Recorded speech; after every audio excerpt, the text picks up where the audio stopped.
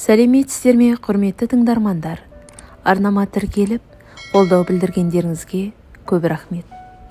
Жақсы көріп, жауыз болған әкем. Авторы Мадина Сапарова. Мен әкем мен шешемнің жалғыз қызымын. Бақытты балалық шақтарым көп болған. Бірақ өкінішке орай бақытым көпке созылмады. Әкемнің ащы судан ұрттайтын әдеті болған. Сол әдеті күннен күнге үлкейіп, ақыры анам шыдамай әкеммен ажырасты. Өйткені әкем ішіп келген сайын анамды аямай мас күйінде сабайтын. Мен әкемнің қызы болып өстім. Әкем анама қарағанда маған қатты жақын еді. Мені еркелетіп, ойнатып, күлдіріп, ертек оқитын. Тіпті кішкентай кезімде мені жуындырып, шашымды да тарап беретін. Әкем мен анам ажырасқаннан кейін мен анаммен қалдым. Екеуі ажырасқаннан кейін әкем онан сайын көп іше бастады. Ортада мен жүрім қиналып, әкемді сағындым. Бір күні әкем келді. Сап-сау. Рита, сәлем. Қызым, сағым кеттім.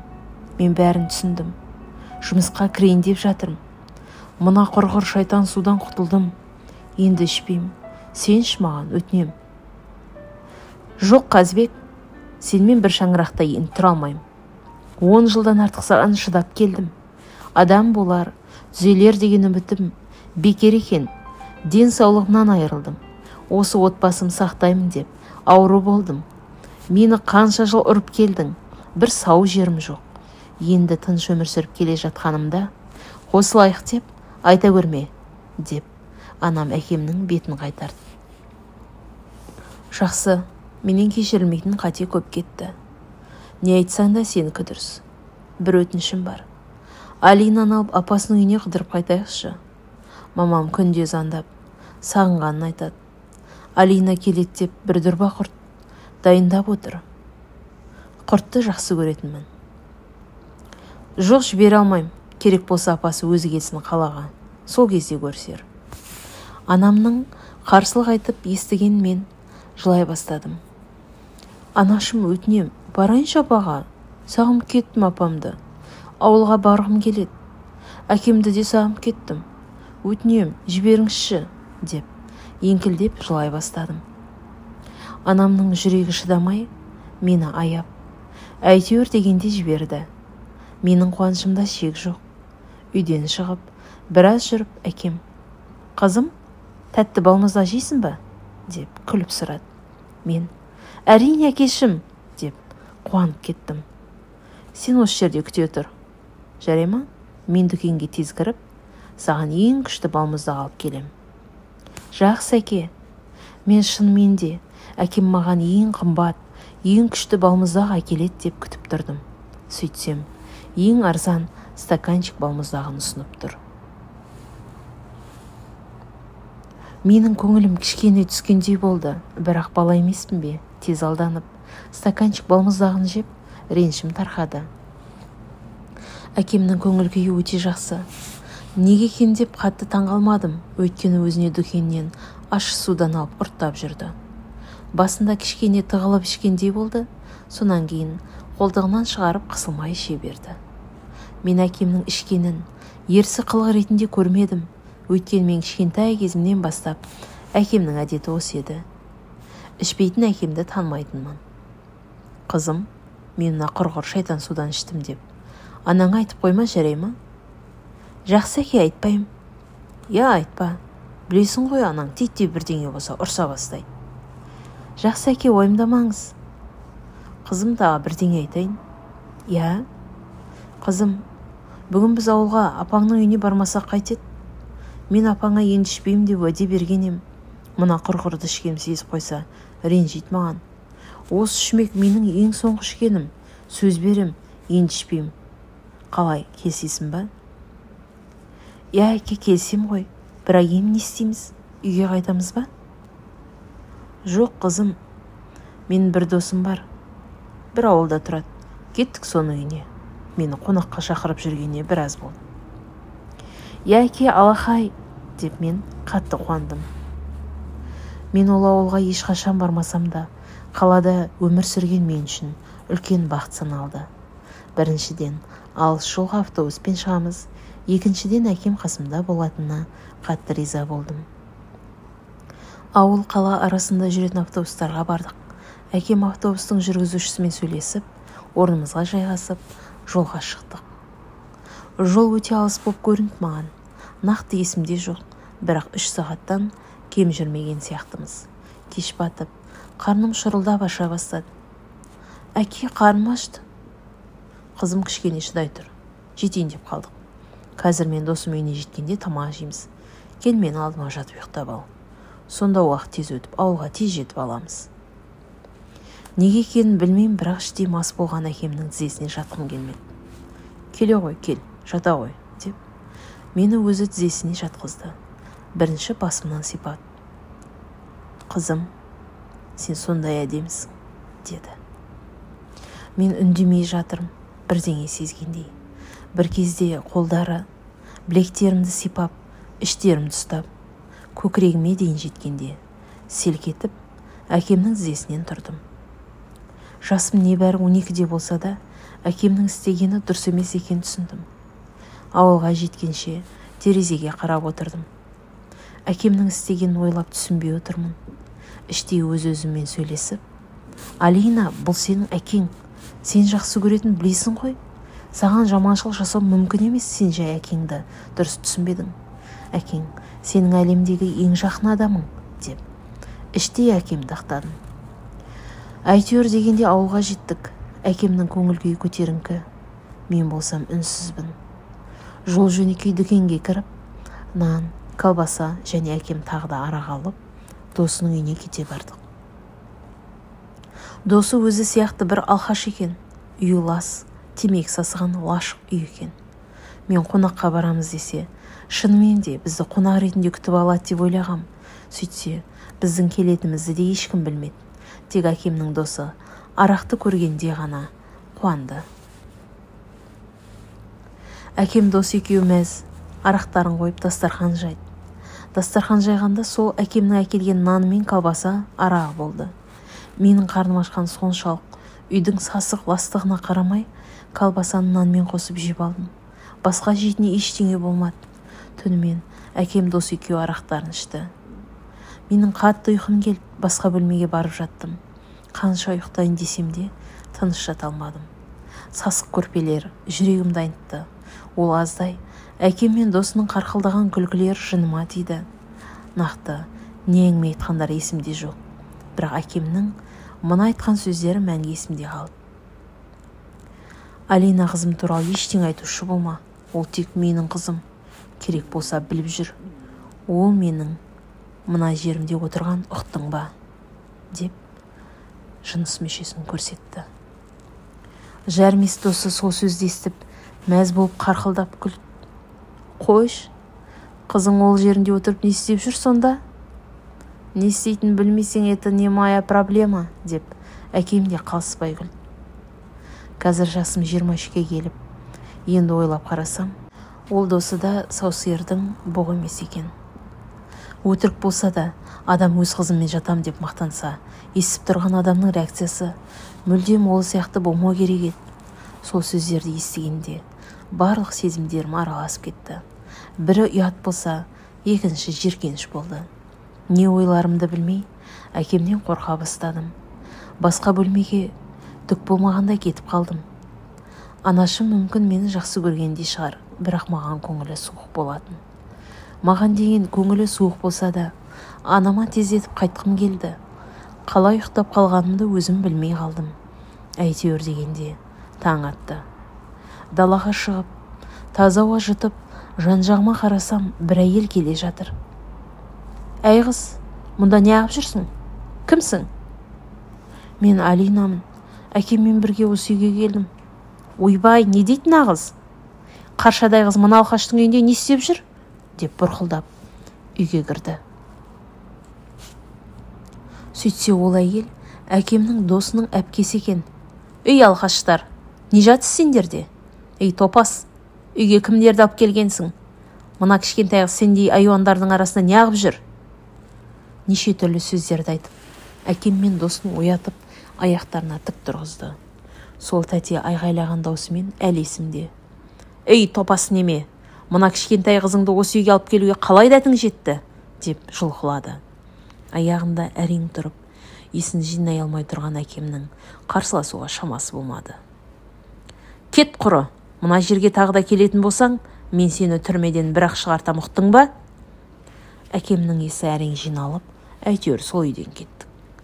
Есімде қалғаны, машиналар көп жүретін жерге барып, әкем қол көтеріп, машина тоқтатпақшы болған үйге қайту үшін. Ешқандай көлік бізге тоқтамады. Әкем аяғында әрең тұрды, бәлкім мас екенін сезіп, ешкім бізге тоқтағысы келмеді. Тек 2-3 машина тоқтады. Сөйтсе әкемнің жолға деген ақшасы жоқ екенін естіп, әрі қарай жүре берді. Күн әбден басымнан өтіп, қатты шөлдедім. Әйтеуір дегенде үлкен жүк таситын машина тоқтады. «Қайда барасыңдар?» «Қалаға, Т көшесіне». «Мен мына базарға барам, сол жерге дейін жеткізіп тастайын». «Я, сол базардан түсіп қалса жақсы болар еді». Үлкен грузовой машинаға отырып қалаға жол тарттық. «Брат, су бар ма?» деп әкем сұрады. «Я, міне ал». «Рахмет» деп қылқ-қылқ етіп судың бәрін ішіп қойды маған қалдырмай. Сол істеген әрекет үшін қатты жыным ұстады. Водитель болса: «Не болды соншама, таң атпай ішкенсің бе?» «Жоқ, негізі бұлай ішпеймін, дос бала ішкізіп қоймағасын, осылай болып қалды». Мен ішімнен әкемнің өтірік айтқанына таң қалып үндемей отырым. Қашаннан бері әкемді зорлықпен ішкізетін болған деп. Сөйтіп базарға жетіп түсіп қалдық. Әкемнің абырой болғанда тек автобусқа жететін ақшасы бар екен. Мені автобусқа отырғызып, қай аялдамадан түсетінімді түсіндіріп шығарып салды. Шөлдедім, қарным аш, басым сынып ауырып тұр. Түндегі әкемнің айтқан сөзі құлағымнан кетпей қойды. Сонымен не айтпақ болғанын сол кезде түсінбедім. Үйге аман есен жеттім. Басым ауырған соншалық үйге қалай жеткенімді өзімде ұқпай қалдым. Анам алдымнан шығып түрме қарап бәрін түсінгендей болды. Даусын көтермей, жай ғана сұрақ қойды. «Апаң үйіне бардыңдар ма?» Мен үнсізбін. «Әкең тағы арағын ішті ма?» Мен тағы да үнсізбін. Бір кезде сабыр сақтаған анам жылап, ашуланып маған айғайлай бастады. «Мен саған қанша рет айттым, әкең ешқашан да адам болмайды, ешқашан арағын қоймайды. Ол арақ сенен де, менен де артық екен, неге ұқпайсың? Әкеңнің иттігіне қаншама жыл шыдадым», деп анам қатты жылады, тағы бірдеңелер сөйледі. Оның бәрін тыңдап отыруға шамам болмады. Менің әлім тек су ішіп, төсекке барып жатып, ұйықтауға ғана жетті. Келесі күні таңертең таңғы асты анам дайындап мен оятты. Әкем анама ештеңе айтпауымды өтінсе де ештеңе жасыра алмадым. Анама айтпасам да бәрін біліп тұрды. Тек түндегі әңгіме ғана құпия болып қалды. Күндер өтті. Әкемнің қарғыс атқыр сөздері әлі есімде болса да ойламауға тырыстым. Шамамен әкем 2 аптадан кейін тағы келді. Анамның денсаулығы болмай жұмысқа бармаған күн еді. Әкем түк болмағандай, қайтадан бұрынғы сөздерін қайталап, өлердей сөзін айтып, анамнан қосылуын сұрады. Байғұс анам ауырып жатқан жерінен тұрып, әкеммен айғайласа бастады. «Сен адам болдың ба деп қызымды сенімен жібердім. Сөйлегенің өтірік, ішкенің арақ. Сен ешқашанда өзгермейтін адамсың. Кет, кет дедім саған.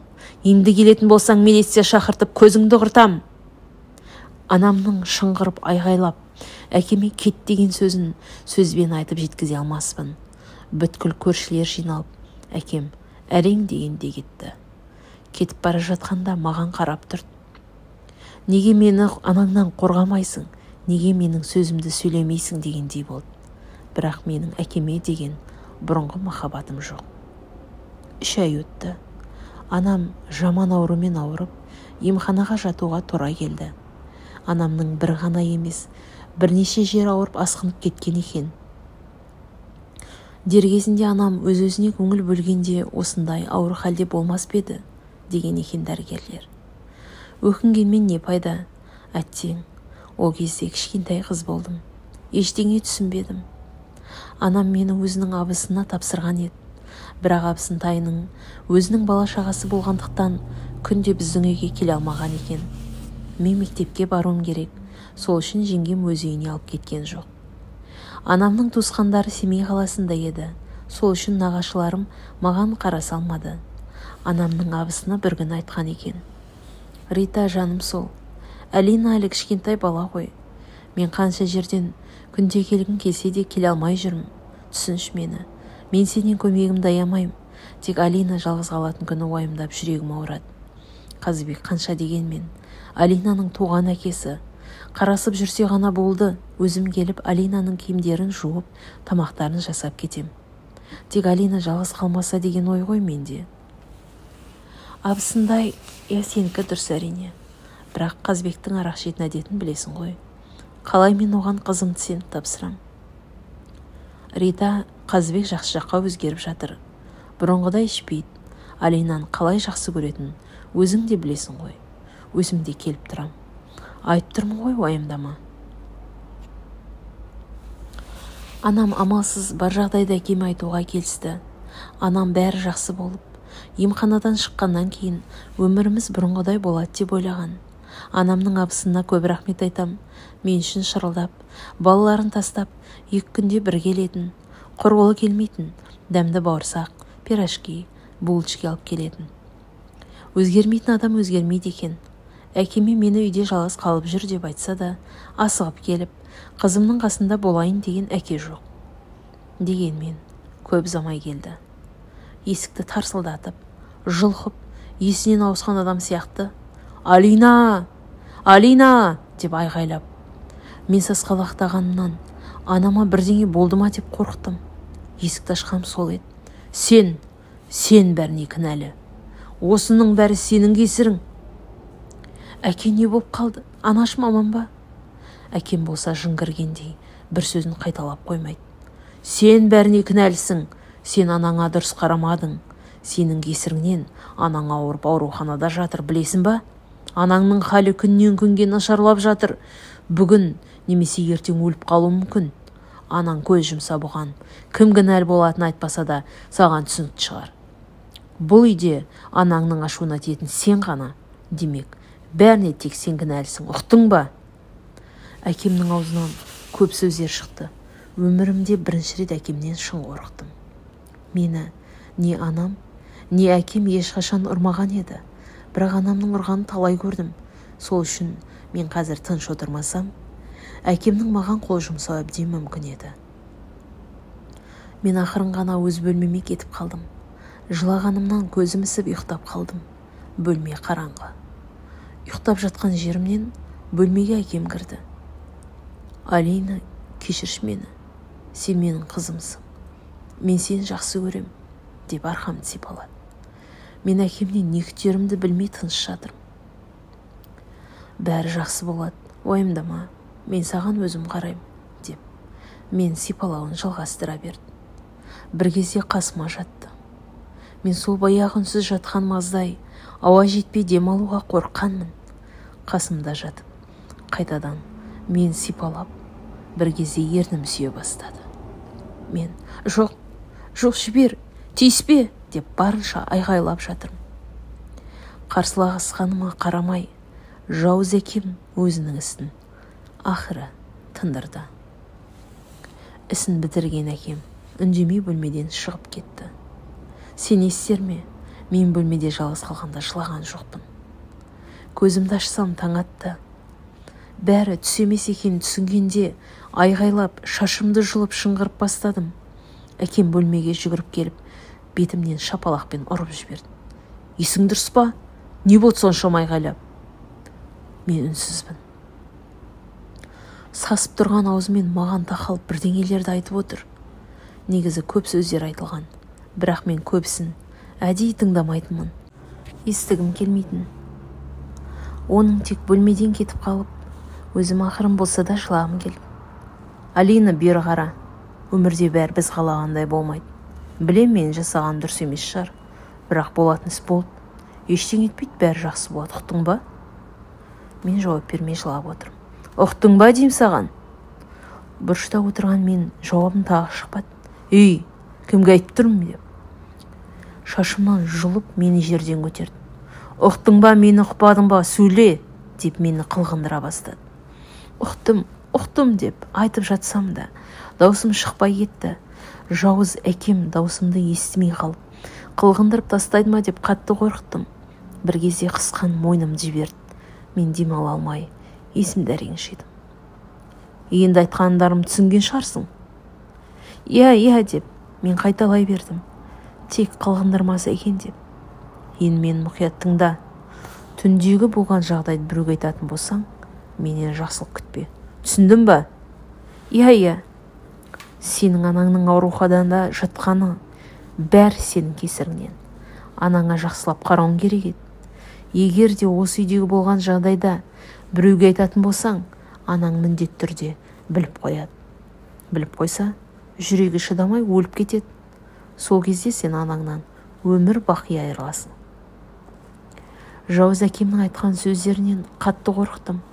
Шынымен де анам біліп қойса, халі нашарлап кетуі мүмкін. Дәрігерлер анама еш уайымдауға болмайтынын әркез ескертетін. «Жоқ, не болса да анам бұл туралы ешқашан білмеу керек. Анам ауруханадан келіп, бұл жауызды үйге кіргізбейтін болады. Бәрі бұрынғыдай болады. Тек анам жазылып келсе ғой тезірек». Өкінішке орай, анамның жағдайы нашарламаса, жақсармады.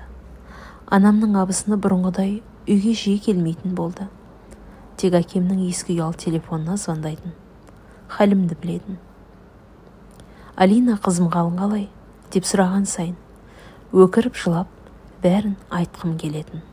Бірақ жауыз әкем үнемі қасымда отыратын.